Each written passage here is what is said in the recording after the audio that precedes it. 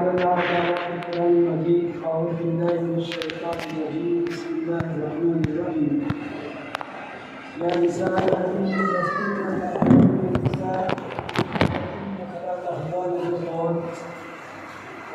وقال في مقام آخر والله أخرجكم من بطون أمهاتكم لا تعلمون شيئا وجعل لكم السمع والأبصار والأفئدة لعلكم تشكرون صدق اللہ العظیم۔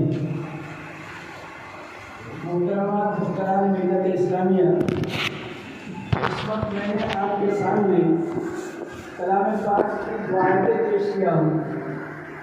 پہلی آیت ہے یا نساء النبی النساء الی آخری۔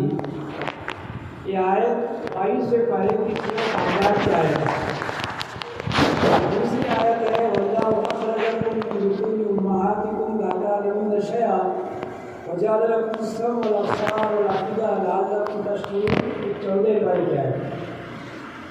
میں اپنے بات کو شروع کرنے سے پہلے ایک بات واضح کرنا چاہتا ہوں کہ میں کوئی بڑا عالم نہیں ہوں، البتہ کہنے پہ کہہ سکتا ہوں کہ جامعہ حسینیہ عربیہ شریعت کا ایک پرانا خادم ہوں۔ رمضان کا 16-17 روزہ تھا، غالباً لوگ کھیل کے 12 ساڑھے 12 بج چکے تھے کہ اچانک میرے وٹے پر 4 احباب پہنچے۔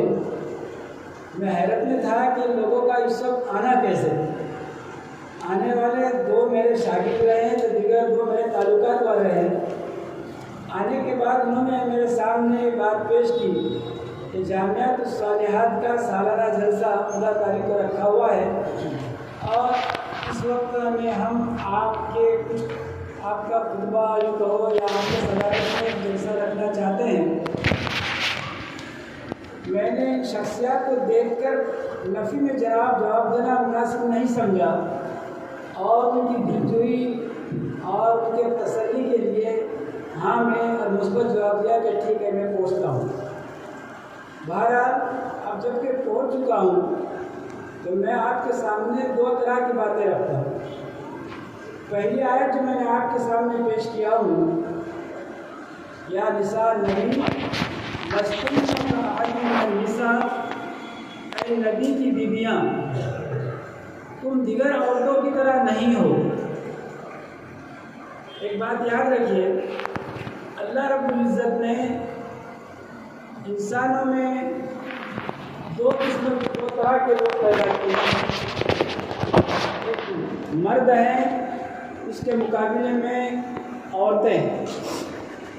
اللہ نے اپنے حکمت کے تحت مرد کو جو روپ دیا ہے وہ مرد دنیا کے کسی بھی ملک کا ہو، کسی بھی کونے کا ہو، اسی اعضاء و جوارح کے ساتھ رہے گا۔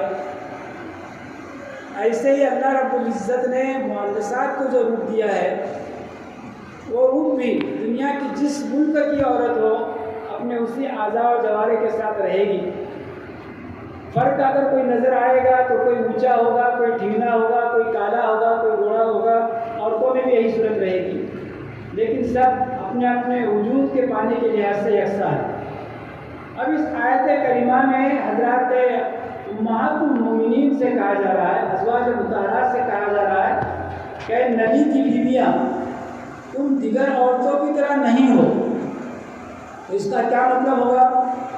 اس کا مطلب یہ میں بتانا چاہتا ہوں کہ تم اپنی زندگی گزارنے کے لحاظ سے آپ کی نسبت حرم نبوی میں لگی۔ آپ نبی وقت کی نکاح میں داخل ہیں، اس اعتبار سے آپ ازواج مطہرات بنتی ہیں، اور جو بھی عورتیں اور جو بھی بیویاں نبی کے حرم میں آتی ہے وہ امت کے حق میں مائع بن جاتی ہے۔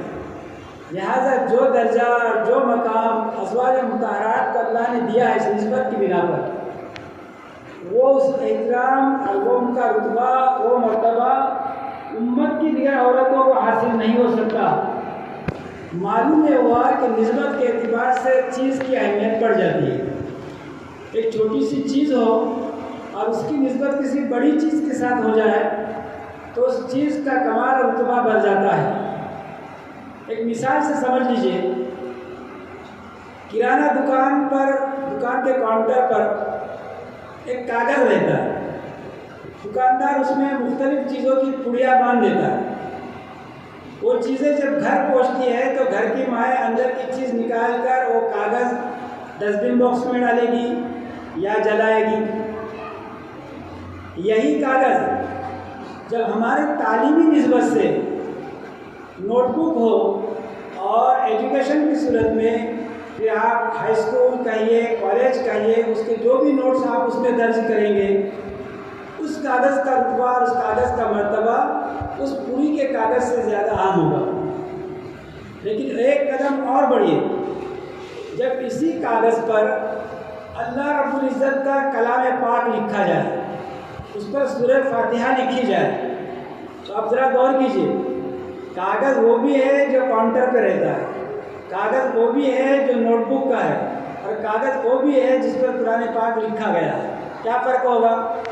پہلا کاغذ ڈالا جائے گا ڈسٹ بن میں، دوسرا کاغذ دوسری نوٹ بک آپ رکھیں گے الماری میں، لیکن تیسرا کاغذ وہ ہے جس پر قرآن پاک لکھا گیا ہے. آپ اس کاغذ کو بہت ہی اکرام و احترام سے اٹھائیں گے، باوضو ہاتھ لگائے گی، بے وضو اس کو ہاتھ نہیں لگائے گی. اس کاغذ کو آپ چومیں گی، اس کاغذ کو آپ بڑے احترام سے الماری میں رکھے گی، اس کاغذ کو ہاتھ میں لے کر ان صفحات کو ہاتھ میں لے کر آپ اس کی تلاوت کریں گے. تو دیکھیے کاغذ ایک ہی ہے، لیکن کاغذ کی نسبت جو قرآن پاک کے ساتھ لگ گئی تو وہ کاغذ بڑا قابل احترام اور اکرام بن گیا. نسبت کی وجہ سے اس کاغذ میں وہ مرتبہ آ گیا. ایک غریب گھرانے کی بچی ہو، لیکن وہ اپنے اندر کچھ خوبیاں اور کچھ اصول رکھتی ہے، کچھ اوصاف رکھتی ہے کہ اس اوصاف اور خوبیوں کی بنا پر کسی شاہی محل میں کسی شہزادے سے بیعتی کی جائے. لامحالہ تھی وہ غریب گھرانے کی، لیکن اب جب شہزادے کے ساتھ اس کی نسبت ہو گئی ہے تو شاہانہ گھرانے کی وہ ملکہ بن گئی. وہ شہزادہ ہے تو یہ ملکہ بن گئی، اکرام بن گیا. میں اپنی ان محترمات اور دختران ملت اسلامیہ کے سامنے ایک بات کرنا چاہتا ہوں. آج اس پردے کے ورے جو بھی مستورات حاضر ہیں، ان کی زندگی کا اپنا ایک مقام ہے. ایک بادشاہ جنگل میں شکار کے لیے گیا، شکار کرتے کرتے آگے نکل گیا. کسی کھیت میں دیکھا کہ کاشتکار طبقے کی عورتیں کھیت میں کام کر رہی ہیں. اس کے دل میں خیال آیا کہ عورتیں یہ بھی ہیں، اور عورتیں وہ بھی جو ہمارے محلات میں اور ہمارے شاہی محل میں زندگی گزارتی ہے. عورتیں وہ بھی، عورتیں یہ بھی. بھلا پھر ہماری وہ عورتیں جو شاہی محل میں رہتی ہیں، ان کے اس قدر ناز نخرے برداشت کرنے کی کیا ضرورت ہے؟ کیوں نہ ان کے روزمرہ کے وظیفے بھی، کیوں نہ ان کے روزمرہ کے ان کے کیا کہتے ہیں ان کی ضروریات میں کچھ کمی لائے جائے. بادشاہ نے ایک اندیا بنایا، اور جب محل میں واپس لوٹا تو آنے کے بعد اپنے گھر کی شاہی بیگمات کے روزمرہ کے اخراجات میں کچھ کمی کا بجٹ پیش کیا. عورتیں بڑی پژمردہ بن گئی، ذرا افسردہ بن گئی کہ ماجرا کیا ہوا کہ روزمرہ کے وظیفے میں ہمارے وظیفے میں کمی کی گئی، ہمارے درجے کو گھٹایا گیا. پریشان تھی اور سوچ و فکر میں تھی. بادشاہ کا ایک وزیر تھا جو بڑا ہوشیار، بڑا دانا تھا. اس نے یہ مارک کیا کہ ہو نہ ہو شاہی محل میں کوئی نہ کوئی بات پیش آئی ہے. معلوم کرنے پر پتہ چلا کہ بادشاہ نے شاہی محل کے بیگمات کے روزمرہ کے اخراجات میں کمی لائی ہے. اس نے تدبیر بتائی، کہا کہ دیکھو کام کرو. کام کیا ہے؟ ابھی شاہی محل میں پھولوں کے جو گملے لگے، طرح طرح کے گملے ہیں جس میں طرح طرح کے پھولوں کی زیبائش اور آرائش سے شاہی محل سجا ہوا ہے. ان گملات میں پانی ڈالنے میں ذرا کمی لاؤ.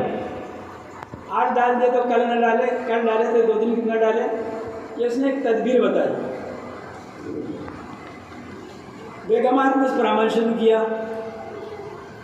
ابھی چند ہی دن گزر رہے تھے کہ شاہی محل کے گملوں کے پودے کملائے جا رہے تھے، کمزور سے ہونے جا رہے تھے۔ بادشاہ نے پوچھا کیا بات ہے، جو گملے ہمیشہ سدا بہار رہتے تھے اس وقت مجھے یہ گملہ جو ہے کمزور نظر آ رہا ہے، مرجھائے ہوئے نظر آ رہا ہے۔ تو ان عورتوں نے کہا جناب پہاڑوں کے پشت پر اگنے والے بھی درخت ہیں، وہ بھی نباتات کے قبیل کی چیزیں ہیں، اور شاہی محل کے گملوں میں جو پودے لگے ہوئے ہیں وہ بھی نباتات کے قبیل کی چیزیں ہیں، لیکن دونوں کی حیثیتیں الگ الگ ہیں۔ شاہی محل میں جو گملات میں پودے رہتے ہیں وہ بڑے نازک قسم کے رہتے ہیں، ان کی روزمرہ دیکھ ریکھ کرنا پڑتی ہے، انہیں وقت بوقت کھاد فراہم کرنا پڑتی ہے، یا ان کے لیے وقت بوقت پانی پلانا پڑتا ہے۔ یہ چیز پہاڑ اور بنجر زمین میں اگنے والے پودے کو اس قسم کی ضرورت پیش نہیں آتی۔ لہذا آپ جو یہ فیصلہ کر بیٹھے ہیں کہ کھیت میں کام کرنے والی کاشتکار عورتیں ہیں اور محل میں جینے والی بھی عورتیں ہیں، تو آپ کو دونوں کا فرق ملحوظ رکھنا ہوگا۔ بادشاہ سمجھ گیا کہ ہاں ان کو کسی نے راہ بتلائی ہے، ان کو کسی نے ان شاہی محل میں پلنے والی بیگمات کا مرتبہ بتلا دیا۔ حقیقت یہی ہے کہ غیب وزیر نے ان بیگمات کو یہ بتایا کہ آپ کی نسبت شاہی نسبت میں ہے، شاہی محل کی طرف ہے، اس لیے آپ کا مرتبہ اس عورتوں سے جو کاشتکار ہونے کی بنا پر کھیتوں میں کام کرتی ہے ان میں اور ان میں بڑا فرق ہوگا۔ تو حاصل یہ نکلتا ہے جب نسبت بڑھتی ہے، نسبت جڑتی ہے، تو پھر اس صورت کے اندر اس کا مقام اور مرتبہ بڑھ جاتا ہے۔ میں اپنے پردے کے ورے حاضر جو بیگمات ہیں اور جو مائیں اور بہنیں ہیں انہیں میں یاد دلانا چاہتا ہوں، جیسے شاہی محل میں نسبت لگنے کی وجہ سے ان بیگمات کا درجہ بڑھتا اور بڑھا ہے، یہ وزیر نے ثابت کر بتلایا۔ آپ وہ مائیں ہیں، آپ وہ دختران ملت ہیں کہ آپ کا تعلق امت محمدیہ صلی اللہ علیہ وسلم سے جڑ گیا ہے۔ آپ وہ عورتیں ہیں، دنیا میں جینے والی بہت سی قومیں ہیں اور ہر قوم کی اور ہر طبقے کی عورتیں ہیں، لیکن آپ جس امت سے وابستہ ہے آپ کا مقام جینے اور رہنے بسنے کے لحاظ سے دیگر قوموں کے مستورات کے مقابلے میں بڑا اہم ہے۔ آپ کا دل وحدانیت سے معمور ہے، آپ کی پیشانی ایک اللہ واحد کے سامنے جھکتی ہے، آپ کے دل میں جناب محمد رسول صلی اللہ علیہ وسلم کے پیغمبری اور نبوت کا یقین ہے، آپ کے ہاتھ میں قرآن مجید ہے، آپ ان قرآن مجید کی تلاوت کرنے والی عورتیں ہیں، آپ کی زبان قرآن مجید کی تلاوت کرتی ہے، آپ کی آنکھیں قرآن مجید کے اوراق پر نظر ڈال کر اپنے آنکھوں کو بصیرت جلا بخشتی ہے۔ بھلا یہ چیزیں اور قوم کے مستورات کو حاصل نہیں، اس لیے آپ کو سمجھنا چاہیے آپ کا درجہ، آپ کا مقام بڑا مقام ہے۔ لہٰذا اس دنیائی زندگی کے گزارنے میں ہم آپ اس سوجھ بوجھ کے ساتھ رہے کہ ہم سے کوئی ایسا کام خلاف شرع، خلاف دین، خلاف پیغمبر سرزد نہ ہو جائے کہ جس پر ہم پر آنچ آ جائے۔ اسلام نے عورتوں کو بڑا رتبہ اور درجہ اور مرتبہ دیا ہے، اس حقیقت کا آپ کو سمجھنا ہے۔ قرآن پاک میں ایک جگہ پر ایک آیت کریمہ ہے، وَإِذَا بُشِّرَ أَحَدُهُم بِالْأُنثَىٰ ظَلَّ وَجْهُهُ مُسْوَدًّا وَهُوَ كَظِيمٌ۔ زمانے جاہلیت میں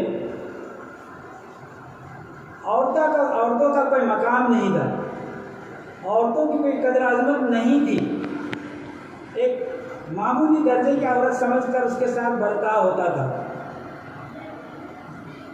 قرآن کریم اسی کی طرف نشاندہی کر رہا. وہ کیا؟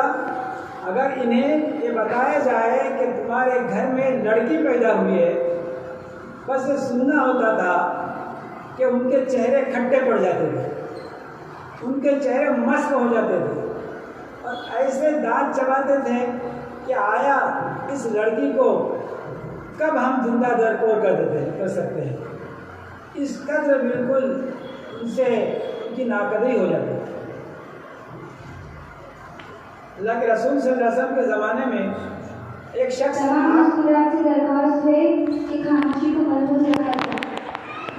کے رسول صلی اللہ علیہ وسلم کے زمانے میں ایک شخص آپ کی خدمت میں آئے اور کہا کہ اللہ کے رسول، ہم بالکل ان پڑھ تھے، کچھ نہیں جانتے تھے ایمان کیا اور دین کیا. جہالت ہمارے مزاج میں کوٹ کوٹ کر بڑھی ہوئی تھی.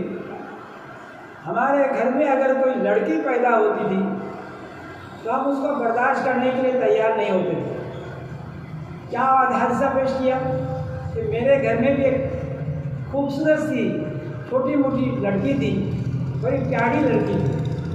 میں جب بھی اس کو آواز دیتا وہ خوشی خوشی دوڑے دوڑے میرے پاس آ جاتی تھی. لیکن ایسا ہوا ایک مرتبہ کہ میں گھر سے باہر جانے نکلا تو بچی مجھے دیکھ کر وہ بھی میرے پیچھے دوڑے دوڑے آ گئی. میں جس راستے سے گزر رہا تھا اس راستے کے کنارے پر ایک کنواں تھا. جب وہ بچی میرے پیچھے دوڑے دوڑے آئی تو میرے مزاج میں چڑ آئی اور اس بچی کو اٹھا کر میں نے اس کنویں میں ڈال دیا. وہ بچے اندر چیختے چلاتے رہی اور چیختے چلاتے اندر ہی اندر مر گئی. یہ واقعہ اللہ کے رسول صلی اللہ علیہ وسلم نے سنا تو آپ بےحد پریشان ہوئے، بےحد پریشان ہوئے کہ اس بچی کا کیا قصور کہ اس ظالم نے اس بچی کو گہرے کنویں میں ڈال دیا، مار ڈالا. یہ صورتحال ہوتی تھی. اسلامی شاعروں کے فہرست میں فرزدق نامی ایک شاعر ہو گزرے، مسلمان شاعر تھے. ان کو اپنے دادا پر بڑا ناز تھا، اپنے دادا کی زندگی پر بڑا ایک فخر تھا. وہ یہ تھا کہ ان کے دادا میں کچھ حمیت تھی، غیرت تھی. وہ اس طرح بچیوں کو بیجا قتل کرنا، ناحق قتل کرنا پسند نہیں فرماتے تھے. چنانچہ ان کی زندگی کا ایک واقعہ فرزدق پیش کرتے ہیں کہ ایک مرتبہ ان کے دادا کاکا، ان کی 2 اونٹنیاں گم ہو گئی. وہ ان اونٹنیوں کو تلاش کرنے کے لیے جنگل کی طرف بڑھے. شام کا وقت ہو چکا تھا. اونٹنیاں تلاش کرنے کے لیے آگے بڑھے. دور سے دیکھا کہ کہیں دور پر آگ جل رہی ہے. حضرت کاکا سمجھے ہو سکتا ہے کہ کوئی پریشان حال ہوگا، چلو دیکھتے کیا ماجرا. اگر کوئی پریشان حال ہو تو ہم اس کا ہاتھ بٹائیں گے، اس کی مدد کریں گے. آگے بڑھے. کچھ آگے بڑھ کر قبیلہ انمار، عرب کا ایک قبیلہ ہے انمار، اس قبیلے میں پہنچے. دیکھا کہ ایک بھجنگر قسم کے بال بڑے میں بیٹھے ہوئے ہیں. ان کے اطراف میں کتنی عورتیں گھیرا لگا کر بیٹھی ہیں. آواز بڑھوا نا، مندی کمی کرتا ہوں.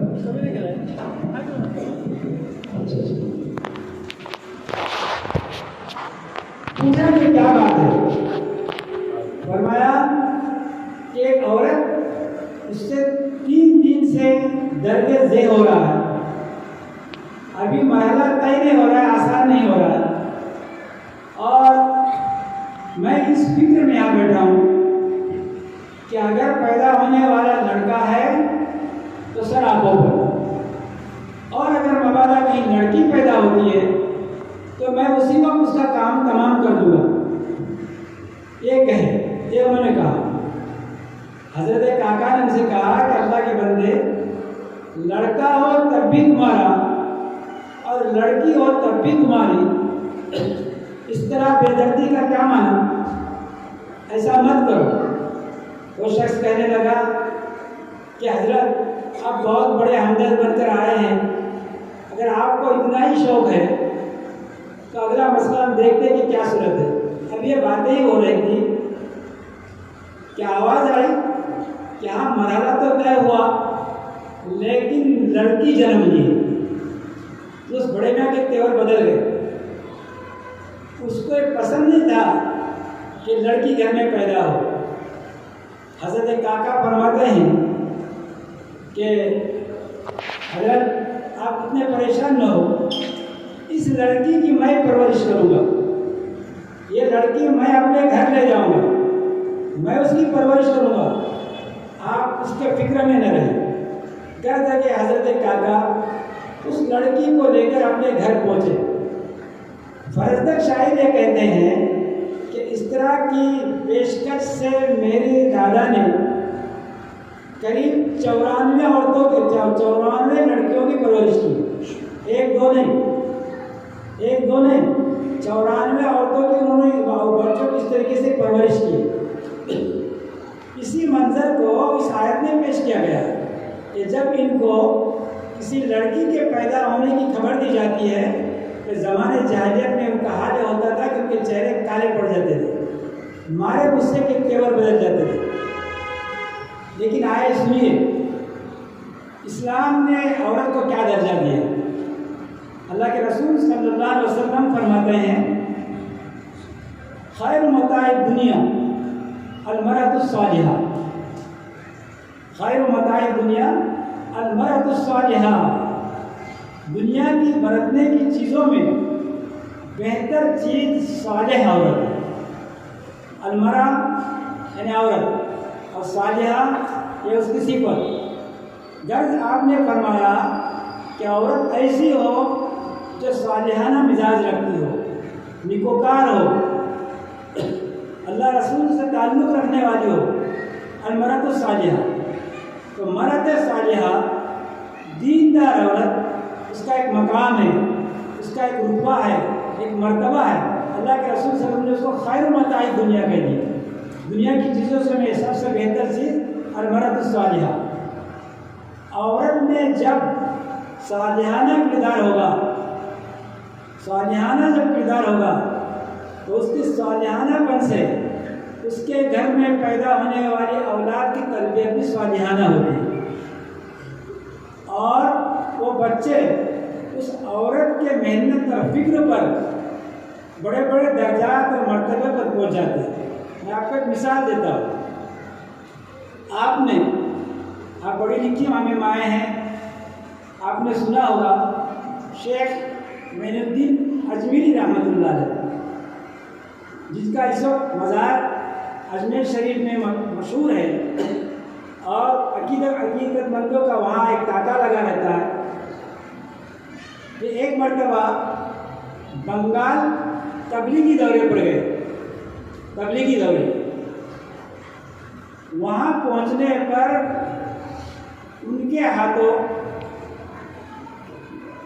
7 لاکھ لوگ مشرف و اسلام ہوئے.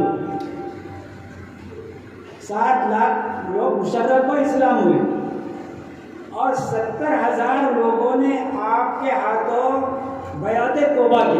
مطلب جو راستے سے ہٹے تھے انہوں نے ان کے ہاتھ پر توبہ کی کہ حضرت آئندہ ہماری زندگی کا رخ دیندارانہ رہے گا. اس دورے سے جب آپ واپس آئے، ظاہر بات ہے جس شخص کے ہاتھوں لاکھوں کی تعداد میں دائرہ اسلام میں داخل ہوئے، مشرف و اسلام ہوئے، اور کتنے ہی لوگوں نے توبہ کی، طبیعت میں انبساط اور خوشی ضرور ہوگی. جب گھر لوٹے اور ان کی والدہ نے آپ کو بہت مسرور پایا، بہت خوش پایا، تو ماں والدہ پوچھتی ہے بیٹا بتاؤ کیا بات ہے، بہت خوش نظر آ رہے ہیں.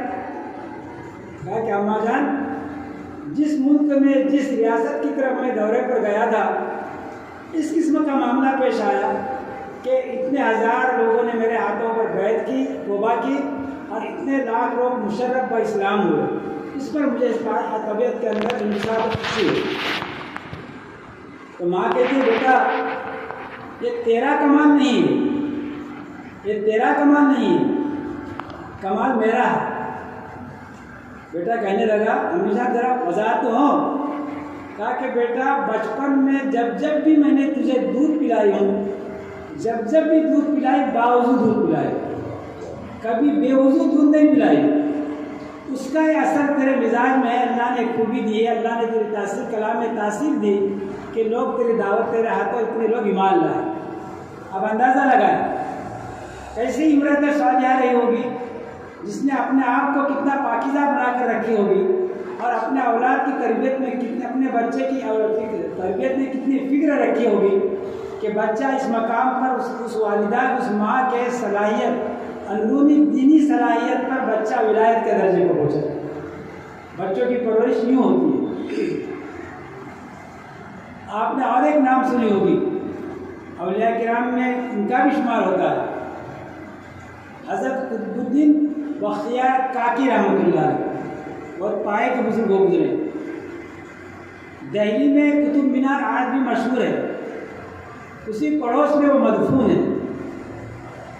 ہندی زبان میں روٹی کو کاکی کہتے ہیں، اور ہو سکتا ہے دہلی کی زبان میں بھی روٹی کو کاکی کہے ہو۔ ان کی ماں نے اپنے اس بچے کی تربیت کی جو فکر رکھی وہ کیا، کہا کہ بیٹا اب آئے دن ایک دن بڑھتے ہوئے عمر کے لحاظ سے بڑھ رہا ہے، اگر اس بچے کے تربیت کی فکر نہ کی جائے تو معاملہ کچھ اور ہو سکتا ہے۔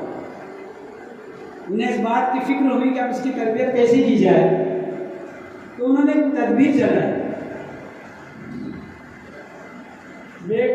بیٹا جب مدرسے جاتا تھا تو اس عرصے میں وہ گھر میں روٹی اور اس سے کچھ متعلقہ چیز بنا کر گھر میں کسی مخصوص جگہ پر رکھ دیا کرتی تھی۔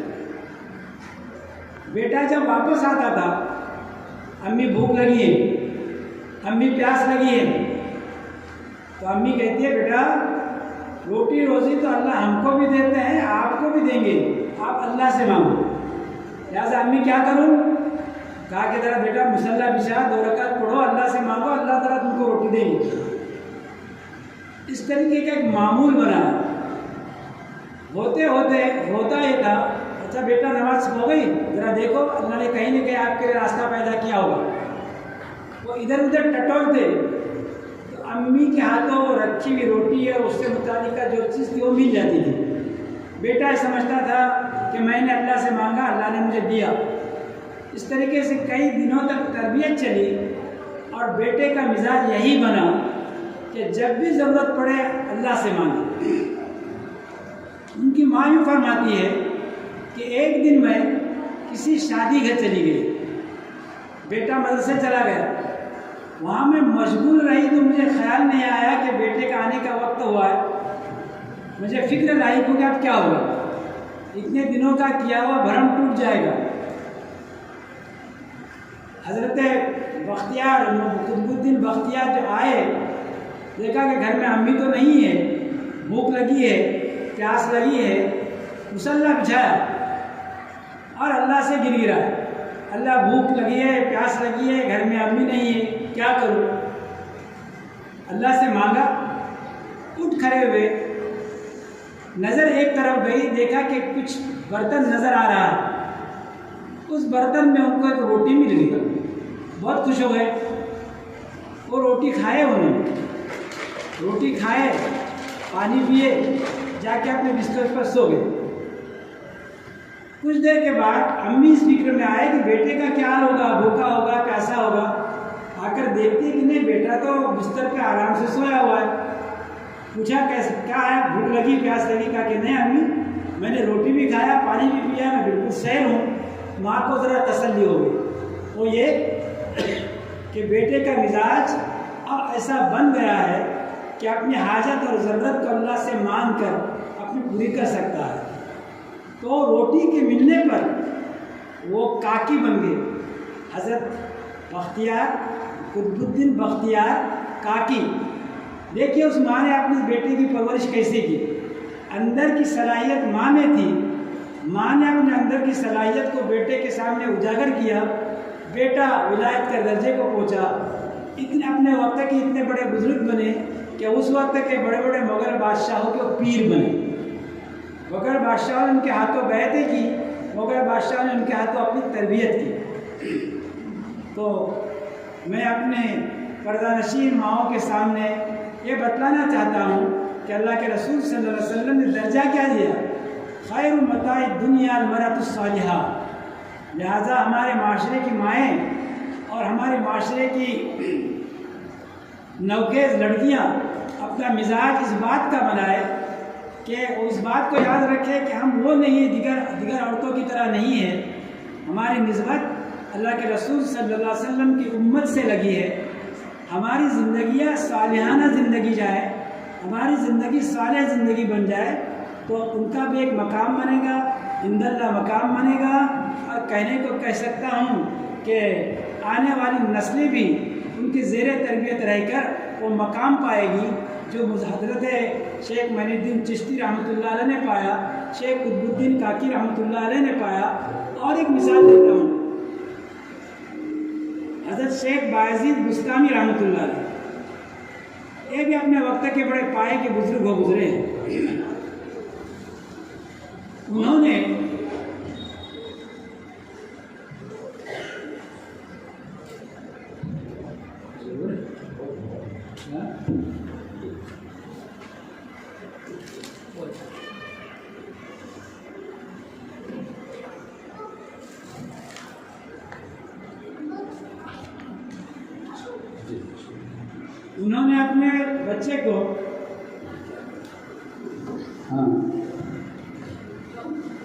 اپنے بچے کو مدرسے میں ایک استاد کے حوالے کیا اور استاد کو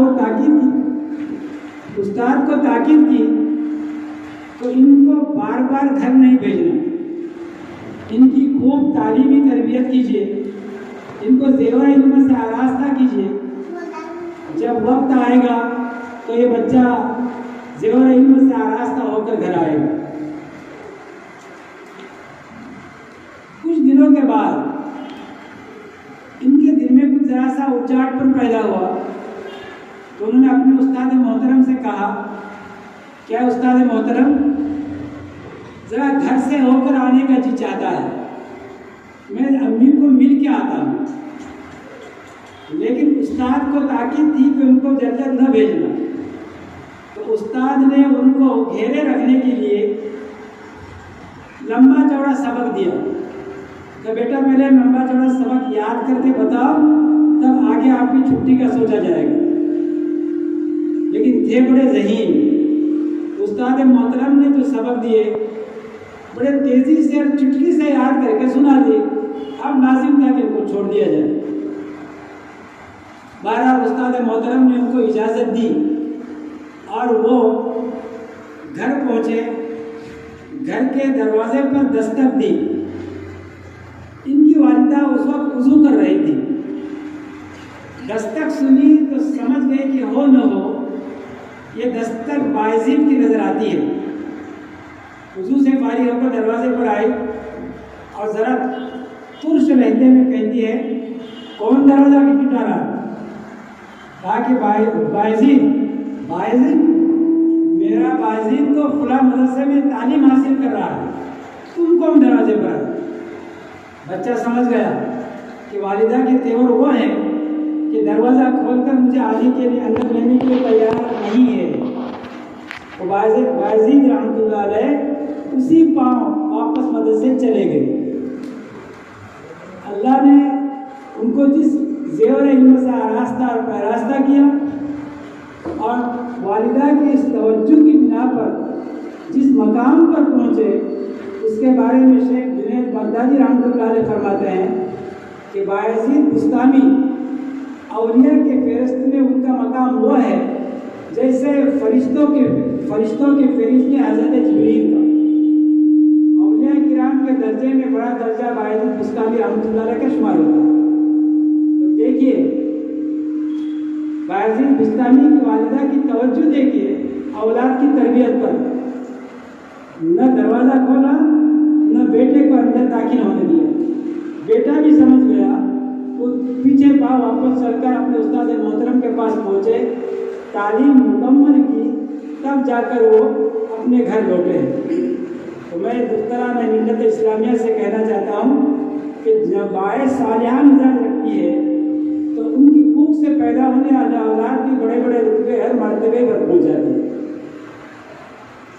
یہی وجہ ہے کہ اسلام نے عورت کے مقام میں مرتبہ بدلا۔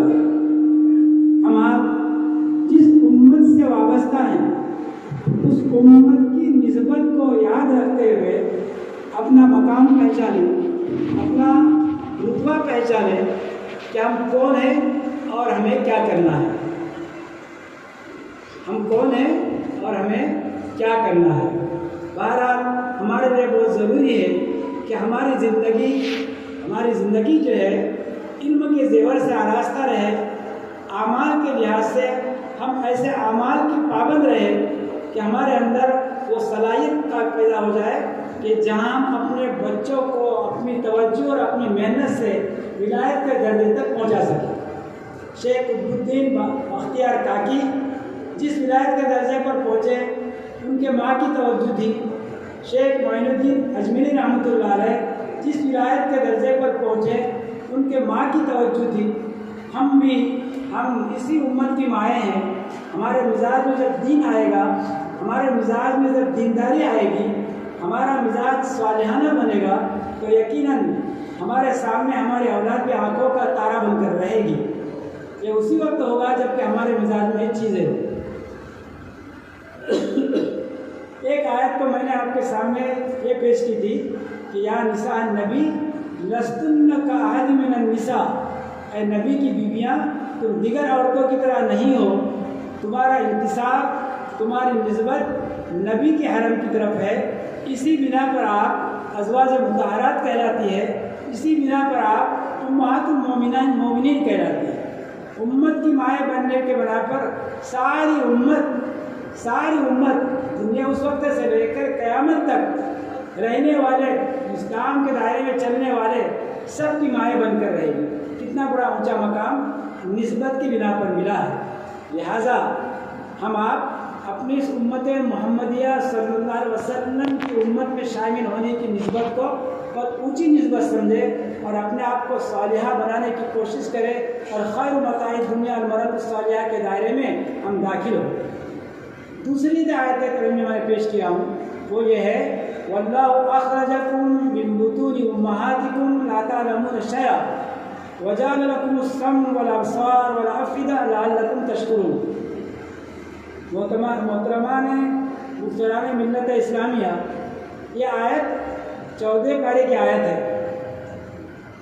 آپ جانتی ہیں جب گھر میں کوئی ولادت ہوتی ہے، بچہ پیدا ہوتا ہے، پیدا ہونے والا بچہ دو حالتیں پیش کرتا ہے۔ پہلی حالت تو یہ ہے کہ لباس سے خالی رہتا ہے۔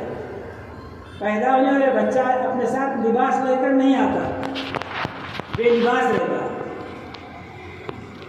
اور دوسری حالت اس کی یہ ہوتی ہے کہ وہ بالکل بے علم ہوتا ہے۔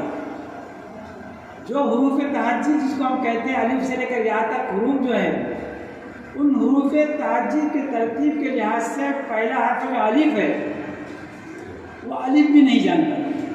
آیت کیا کہتی ہے؟ اللہ نے تم کو ماؤں کے پیٹ سے اس حال میں نکالا کہ تم کچھ نہیں جانتے۔ آج جو اس پردے کے ہوئے آج ہمارے فضیلت حاصل کرنے والی طالبات بیٹھی ہوگی، انہوں نے کچھ اسلامی مدرسے میں صرف نحو والا گرامر بھی ادا کی پڑھی ہوگی، تو شیئن کا جو لفظ ہے وہ جانتی ہے کہ نکیرہ ہے، اور نکیرہ میں عمومیت پائی جاتی ہے۔ اس لیے قرآن شریف صاف کہتا ہے کہ کچھ نہیں جانتے تھے۔ الف کو الف کہنا بھی نہیں جانتے تھے، با کو بابو کہنا نہیں جانتے تھے۔ پیدا ہونے والا بچہ یہ بھی نہیں جانتا کہ میں نیک بخت ہوں، سعادت مند ہوں کہ بدبخت ہوں، بد نصیب ہوں۔ پیدا ہونے والا بچہ یہ بھی نہیں جانتا کہ میرے حق میں کیا چیز بھلی ہے، کیا چیز بری ہے، کچھ نہیں۔ قرآن شریف صاف کہتا ہے وَاللَّهُ أَخْرَجَكُم مِّن بُطُونِ أُمَّهَاتِكُمْ لَا تَعْلَمُونَ شَيْئًا۔ لیکن ایک بات پہلے سنیے، اللہ نے انسان کو اشرف المخلوق بنایا، اور اللہ نے انسان کو دوسری بات بہترین احسن تقویم بہترین ڈھانچے میں ڈالا، تو وہ مخلوق جو اپنے وجود کے اپنے ڈھانچے کے لحاظ سے احسن تقویم میں ڈلی ہو، اور وہ مخلوق جو اشرف المخلوقات ہو اور وہ زندگی پر جاہل کندہ ناتراش رہے، تو پھر وہ شرافت ہی کیا رہے گی؟ لہٰذا اللہ اپنے اس پیدا کیے ہوئے انسان کو، خواہ وہ عورت ہو یا مرد ہو، جہالت کے ظلمت میں رکھنا پسند نہیں فرماتا۔ لہٰذا کیا کہتا اللہ تعالیٰ؟ وَاللَّهُ أَخْرَجَكُم مِّن بُطُونِ أُمَّهَاتِكُم لَا تَعْلَمُونَ شَيْئًا، کچھ نہیں جانتے تھے، کچھ نہیں۔ وَجَعَلَ لَكُمُ السَّمْعَ، لیکن اللہ نے تمہیں کان دیے، وَالْأَبْصَارَ، آنکھیں دی، دل و دماغ دیے، اللہ جائے والافئدہ، دل و دماغ دیا۔ کان سے سن کر استاد اور معلم، لڑکا ہو تو معلم سے اور لڑکی ہو تو اپنی معلمہ سے سن کر علم حاصل کرے، کان کو علم کے حاصل کرنے میں استعمال کرے۔ والابصار، آنکھیں دی، آنکھوں کو کتابوں کے مطالعے میں لگا کر اپنے مطالعے سے علم بڑھائے، اپنے مطالعے سے علم بڑھائے اور علم کی مایا، علم کی روشنی اپنے اندر لے، اور اس طریقے سے دل و دماغ کو استعمال کرتے ہوئے اپنے ذات سے جو پیدائشی جہل ہے اس جہل کو دور کرے اور اپنے اندر علمیت کی مایا حاصل کرے۔ السمع والابصار والافئدہ، اللہ تعالیٰ خود آگے کرے گا لعلکم تشکرون، تاکہ تم شکر گزار بن جاؤ۔ شکر کس پر ادا کیا جاتا ہے؟ کوئی نعمت ہاتھ میں لگے اس پر شکر ادا ہوگا۔ اس وقت کیا نعمت ملے گی؟ جب ہم نے آنکھوں کا استعمال کیا، کان کا استعمال کیا، دل و دماغ کا استعمال کیا، تو ہمیں کون سی نعمت ملی؟ ہمیں علم جیسی مایا ملی، علم جیسی دولت ملی۔ اس دولت کی بنا پر ہمارا جال جاتا رہا اور اسی بنا پر ہم اشرف المخلوقات بنے۔ اللہ اخرجکم من بطون امہاتکم لا تعلمون شیئا وجعل لکم السمع، اللہ نے تمہیں کان دیے، اللہ نے تمہیں آنکھیں دی، اللہ نے تمہیں دل و دماغ دیے۔ ان تمام اعضاء کو استعمال میں لے کر علم حاصل کرنا ہے۔ اب ذرا دوسری طرف روح پر غور کیجیے، ذکر کیا جا رہا ہے، کان دیے، آنکھیں دی، دل و دماغ دیا۔